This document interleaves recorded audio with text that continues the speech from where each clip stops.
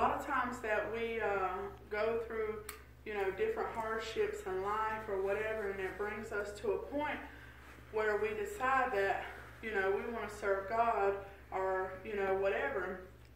And then we get saved. Let me read this real quick. It says that if thou shalt confess with thy mouth the Lord Jesus, and shalt believe in thine heart that God hath raised him from the dead, thou shalt be saved. For with the heart the man believeth unto righteousness, and with the mouth confession is made unto salvation. So I just wanted to read that and start with that verse, because like I said, a lot of times we, get to that point, and then we decide that, we want to get saved or whatever. So we come to church and we get saved. Now, however, God does allow things to happen where we go to the bottom. We have no choice but to look up to him, or whatever. And the Bible talks about that. Some people, that's how they come to salvation, as things just get real, down and rocky and whatever. Well, anyway, so they come to church or they pray or whatever they do, and they give their life to God, and they decide, Lord, I'm going to serve you. So like the Bible says that they believe in their heart and they confess with their mouth, and they're ready to go. And so when they do that, I want to turn this around. I'm going to do a demonstration today. So when we do this, now this is supposed to be clear. Not exactly sure why it's not exactly clear, but anyway, so this is us, okay? We decide that we want to get saved, and so then here we are, and so we go home and we're ready to save the world, We're ready to do something new. We're excited. We're on fire for God. We're hungry and we're thirsty to read His Word, and we're just so fired up, and we're excited, and maybe we won't even tell our friends. You'll never guess what happened to me. I got saved today, or whatever. And then they sit there, and now they got saved, but however, nothing else is coming up that. Nothing else is happening with that or whatever. So they go home, and then the same old friends, whether it be, even us ministers or the people in the church and stuff like that, once someone comes in and they get saved and, and just different stuff or whatever, especially people who've never, known God, never been saved or whatever, we need to, encourage them, let them know that, the enemy's going to be working hard to bring them down, pull them down. They need to stay in their word, that they need to pray, they need to, keep in contact, don't feel too, don't feel like you can't call or, or just whatever. Maybe we need to check on them, but sometimes, we don't do that, or sometimes, just because they don't realize or know, they start to get, a friend maybe comes over, and I'm going to turn this around. This is influence. And see, influence, it's cute. It's really cute. See there? It's really cute. And it even has little sparkly stars on it and stuff. And, and so we get home, and immediately things are influencing us.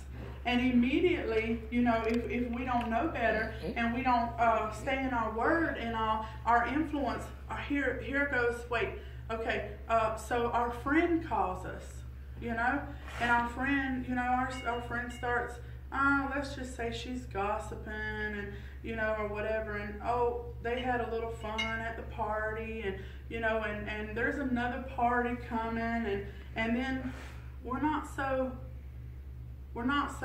clear anymore. We're starting to get a little, tainted again or whatever. So, okay, so then let's say we love our TV show. We love our TV show. So, so we continue to watch our TV show, and it has all these bad influential things in it, like maybe it has sex, and maybe it has lies and adulteries and different stuff, and we're watching this, and it's going in, there we go. We're just a little more dirty, but we don't realize it. We got saved Sunday, remember?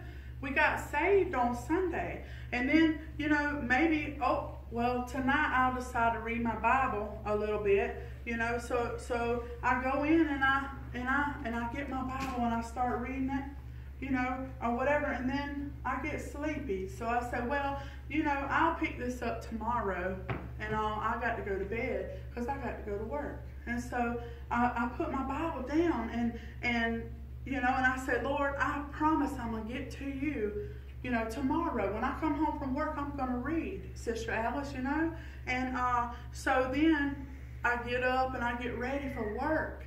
And I go to work with my co-workers that are doing the same things that they were doing before. Maybe they're cussing and fussing and all this and that. Maybe they've got an attitude, and we go to letting our flesh come up, and the attitude, maybe we go to cussing them back, or we talk bad about them, or we cut them down or something like that, or whatever. And, we get just a little more, darkness in us. And so then we get off of work, and maybe we, I got to read my Bible. I'm going to read it, Lord. I'm going to read it now, but I've got to do these dishes first now. Oh, let me go wash these dishes, and I wash these dishes. Oh, the telephone rings. But see, all along, the enemy is allowing these things to happen, and the enemy is pushing it to happen for you to stay distracted, for the person to stay distracted where they don't get in their word, where they don't read their Bible, where they don't pray, and all along they're neglecting God. They're neglecting God. And then next thing you know, it's a little bit easier. Because see, when we first get saved, the Lord does do a work in us. Everything's not automatic, but however, when we get saved, a miraculous thing happens, because then we want to do good. And we're, like I said, we're on fire and stuff. But then as time goes by, if we don't continue to do the things that make us grow in the Lord, then we start to get a little tainted. And then next thing you know, that pretty clear color we're not, because we're a little tainted. And so then, let's just say that my friend calls, and she's like, influence is so pretty, ain't it? And usually it is. Influence usually is what looks good to us. It's what our eyes think looks wonderful. And doesn't this look prettier than this? And this. It looks prettier. Influence usually is. It's what sparkles to our eye. So our friend calls, and then she says, there's a party. Now remember, we've got a little dirty because we've been neglecting God. We've been neglecting growing and the things that needs to make us grow. Praising, reading our Bible, talking to the Lord, communication. We've been neglecting God. And all along, our enemy, who is roaming around like a roaring lion, seeking whom he may devour, he is influencing our friend to call us. He's influencing these things to happen, because we war not against flesh and blood, but against spiritual powers. So then our friend calls us, and oh honey, Johnny's got a party tonight. And so he calls us, or she calls us, and she says, girl, Johnny's got a party tonight. You want to go? I don't know if I should go, because that probably wouldn't be such, oh girl, come on. You ain't got a drink. You don't have to do anything like that. All you got to do, okay, it wouldn't be bad. It is kind of cold tonight. It would be nice to sit by a fire, wouldn't it? It would be nice to sit by a fire. Okay, yeah, I'll go, no problem. Just, a little bit more. Okay, then we get to the party, and everybody is drinking, and they're smoking, and maybe they're doing whatever else, that we should be doing. Not to mention, there's all kind of music playing on the speakers, right? I mean, we're jamming, Everybody's drinking. Okay, so then let's just say, oh, okay, well, I'll just have one beer.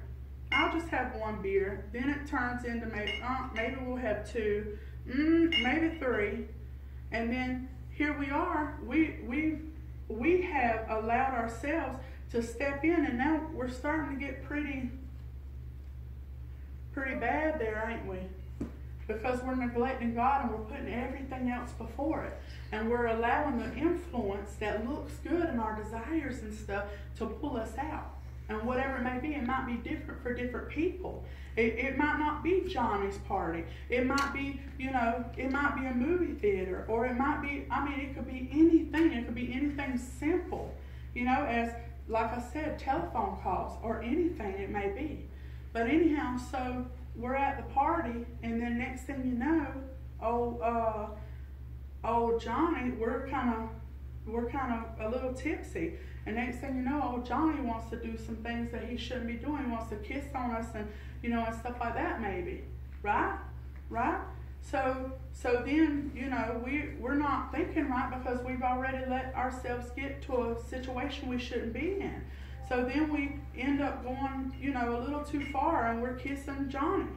And, we're going a little further than that. And we have lust, and we have, and maybe even, the little 3-letter word, and then next thing you know, here we are. And then the next day, this is how the devil operates. The next day, well, we've done went, that far with Johnny. And now we're a little dark. I could barely even see through that, And so the next day, Johnny doesn't want to have anything to do with us. So our hearts are broken, right? Our hearts are broken, and we just feel like, oh, this is just horrible. This is horrible. How could he, he just kissed me last night, right? So, but anyway, so all along, set up by the enemy to pull us and distract us away from serving God and away from getting stronger in the Lord, because he knows what will happen if you get stronger in the Lord. You'll be able to resist him. You'll be able to do what the Lord wants you to do and be obedient, and he loses your soul. So he will bombard you with all these things. So then we got, impure thoughts, and I think we're losing our influence here, but we've got impure thoughts, and next thing you know, we hate Johnny. Oh, that Johnny. We hate him. And and then we don't have time to get in our Bible or Christ, because how could I read my Bible right now? And I'm so heartbroken. He was such a cute guy. He was cute. He was the main football player at school, And like I said, different people have different things, but this is just one example of how